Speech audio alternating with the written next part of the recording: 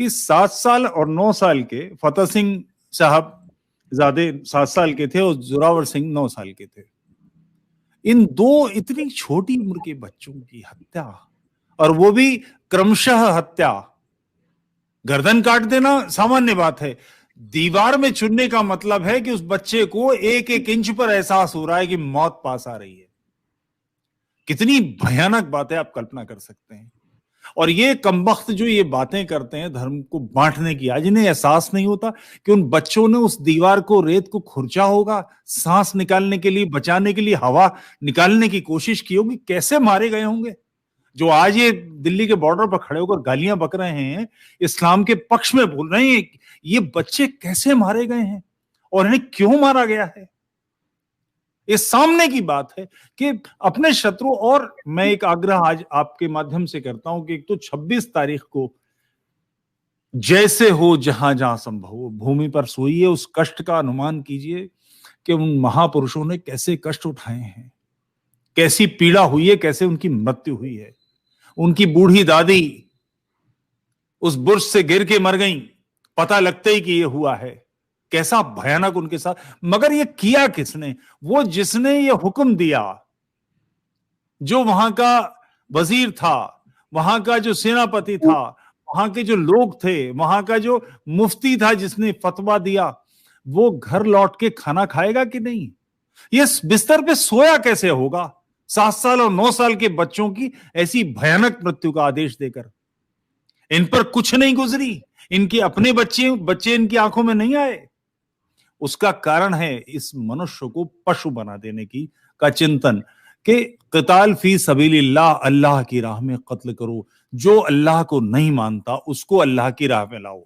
ये जिहाद है, और इस जिहाद को लगातार 24 घंटे हर समय हर जगह करते ही रहना है। ये मूल चिंतन है जिसके कारण ये हुआ, और जो इसको नहीं मानता उसको मारना हमारा धर्म है, हमारा दायित्व है, हमारा दीन है। ये बात निश्चित रूप से समझिए। अभी जो मित्र ऐसी बातें कर रहे हैं, मैं समझ नहीं पाता। अभी ननकाना साहब के ग्रंथी की बेटी को उठा ले गए, अफगानिस्तान से सिखों निकले 20 वर्ष नहीं हुए हैं। दिल्ली में सिख वो अलग से पहचान आते हैं, उनकी दाढ़ियों में से करली वो हेयर्स होते हैं, कुछ वो माचिस की तीलियों को डाल के उनको घुमा घुमा के करते हैं, वो अलग से पहचान आता है अफगानी सिख। 20 साल नहीं हुए उन्हें निकले। ये क्यों निकले तुम्हें नहीं पता? जानते नहीं हो? गुरु गोविंद सिंह की वाक है, तेल में हाथ डाल के तिलों में हाथ डालो। उतनी कसमें अगर तुर्क यानी मुसलमान खाए तो यकीन मत करना, कनाडा से बैठ के तुम्हारी जबान नहीं गल जाती। गुरु गोविंद सिंह की वाक नहीं सुनाई देती तुमको?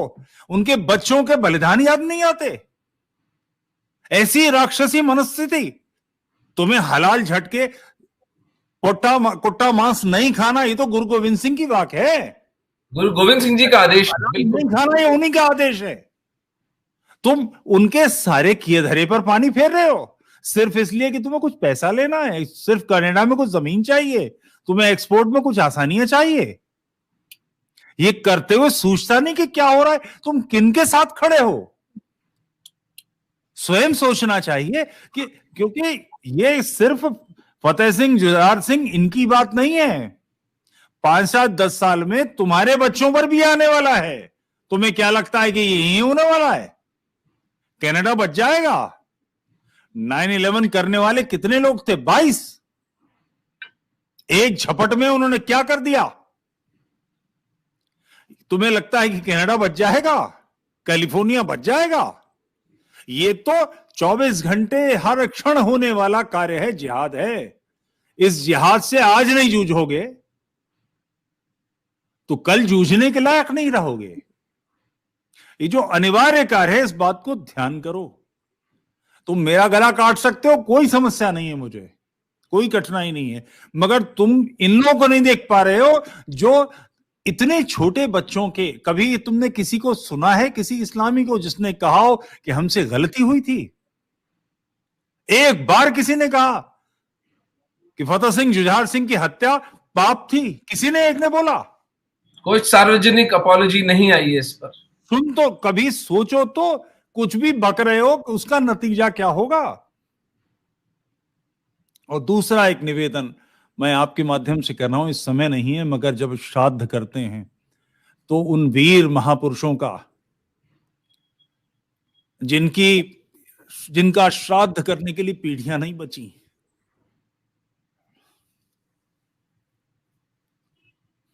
जिनके घर का कोई नहीं बचा जो उनको तिलांजलि दे सके, उनको अपने पूर्वज, चूंकि वो हमारे पूर्वज हैं, जो साके में मर गए, एक भी व्यक्ति नहीं बचा, उनका श्राद्ध कीजिए, उनकी स्मृति बनाकर रखिए। धर्म के लिए इन्होंने बलिदान दिए हैं, और ये थोड़ी बहुत छोटी मोटी संख्या नहीं है, ये न्यूनतम गणना में 8 करोड़ हैं। हमारे 8 करोड़ पूर्वज, जब भारत की जनसंख्या 15 करोड़ 12 करोड़ थी, उस काल में मारे गए हैं। उनका श्राद्ध कीजिए, इसको स्मरण रखिए। और 26 दिसंबर, मैं ये तो नहीं कहता कि भूमि पर आप नंगी जमीन पर सोइए, मगर निश्चित जमीन पर सोइए। ये संकल्प लेकर सोइए कि उन महापुरुषों की, उन 7 साल और 9 साल के हमारे महान पूर्वजों की याद में हम ये कष्ट उठा रहे हैं और अनुभव कर रहे हैं कि ये क्यों हुआ हमारे साथ, और ये न हो। अभी हाल में कुछ साल पहले की घटनाएं आपने देखी होंगी कि समुद्र तटों पर ये आईसिस के लोग, दाइश के लोग, लोगों के गले काट रहे हैं, लोगों को मार रहे हैं, कटर से उनके गले काट रहे हैं, मरते हुए व्यक्ति की आंखें बुझ रही हैं और वो लात मार रहे हैं उसके आधे गले कटे गले पर, और अल्लाह अकबर के नारे लगा रहे हैं। ये बहुत गंभीर बात है। शत्रु के प्राण ले लेना ठीक है, मगर उसमें अल्लाह अकबर क्यों है? इनके लिए ये दीन बढ़ाना है, काफिर का कत्ल करना है।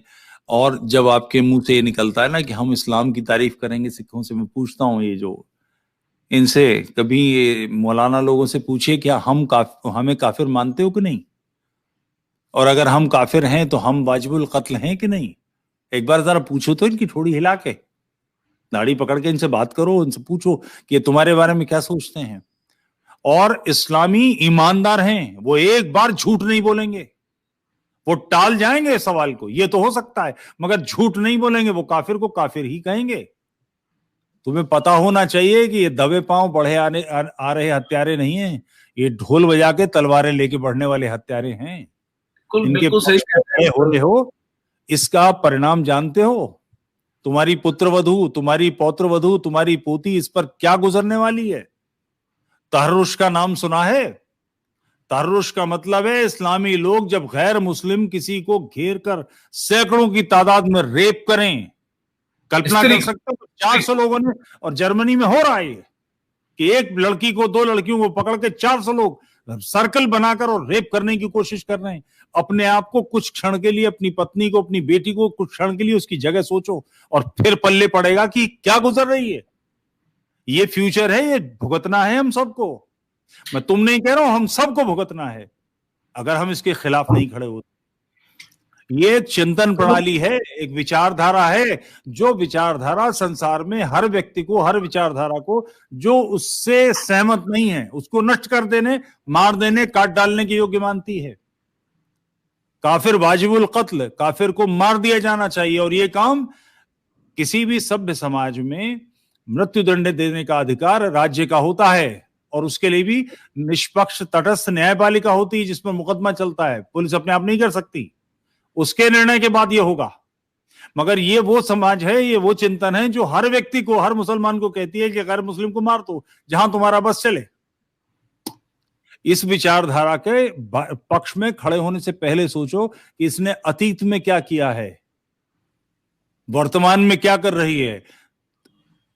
तालिबान, आईएसएस, बोको हराम, इनकी घटनाएं सामने ही हैं, 9/11 सामने ही है, और उसके बाद तय करो कि तुम क्या कर रहे हो। इस चिंतन को अवश्य रूप से समझो। जी कहिए। धन्यवाद संजय सर।